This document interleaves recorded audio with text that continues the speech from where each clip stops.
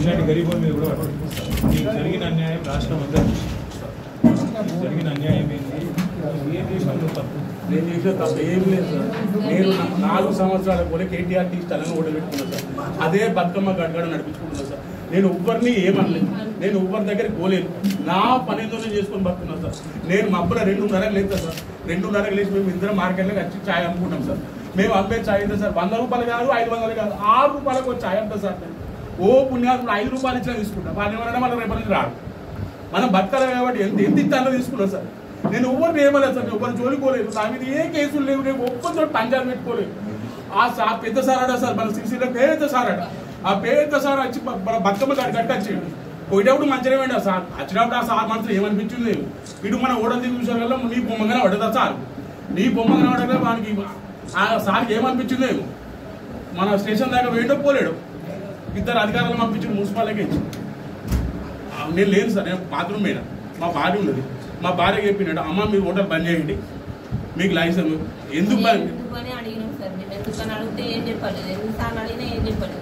అక్కడ రోజు ఛాయ్ తాగడానికి వస్తారు కదా, వాళ్ళే అడిగారు ఎందుకు బంద్ చేయమంటారు, ఏ కారణం చేత బంద్ చేయమంటారు అని అడిగితే ట్రేడ్ లైసెన్స్ కావాలని అన్నారు. ఎందుకు లైసెన్స్, వీళ్ళు ఏమన్నా అక్రమంగా ఏమైనా చేస్తురా, లైసెన్స్ దేనికని అడిగారు. వాళ్ళు అడిగితే లైసెన్స్ లేదు, బంద్ చేయాలన్నారు.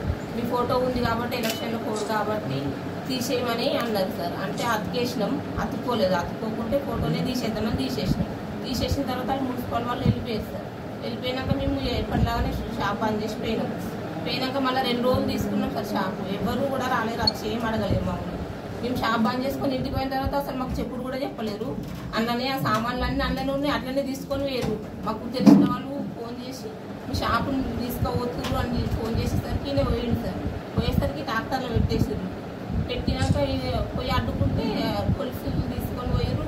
షాపు అసలు ఏమి ఇన్ఫర్మేషన్ కూడా ఇవ్వలేదు సార్. మాకు తీసుకొని పోయారు. మన దొంగలు సార్. దొంగలనే వాడు అప్పుడు ఇది తగ్గు తాళము గీలము వాడకూడదు.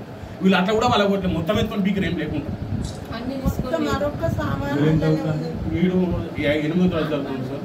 వీడు 6వ తరగతి చదువుతుంది సార్. మా ఓటర్ పక్క కూడా గవర్నమెంట్ స్కూల్ లేదు సార్. అందులో చదివించుకుంటున్నాను పని చేద్దాం సార్. నేనేమన్నా మీకు ఆ రోజు కూడా ఫోన్లో చెప్పినా మళ్ళీ సార్. ఇక మీరు రోడ్ల మీద అమ్మడం ఎంత కరెక్టో చెప్తాను.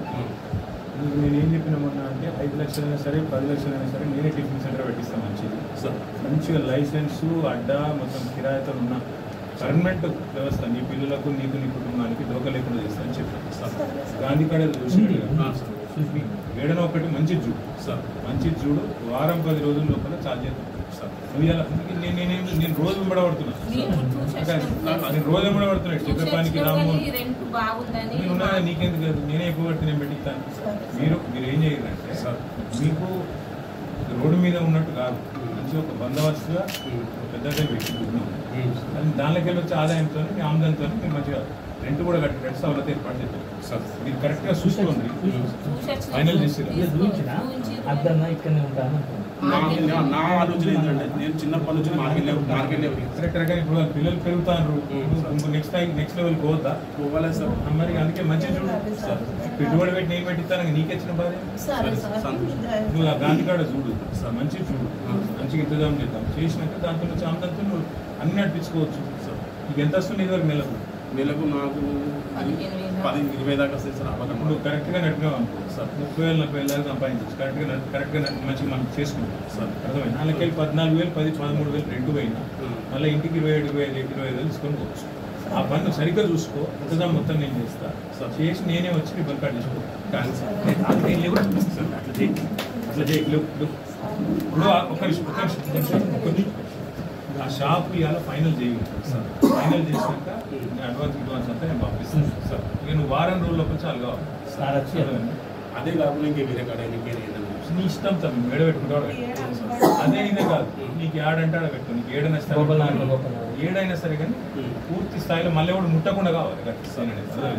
ఎవడు నా మీద కోపంతో నీ మీద వాడదు సార్. ఆరోగ్యం మంచిగా లేదు సార్. నేను పంపిస్తాను.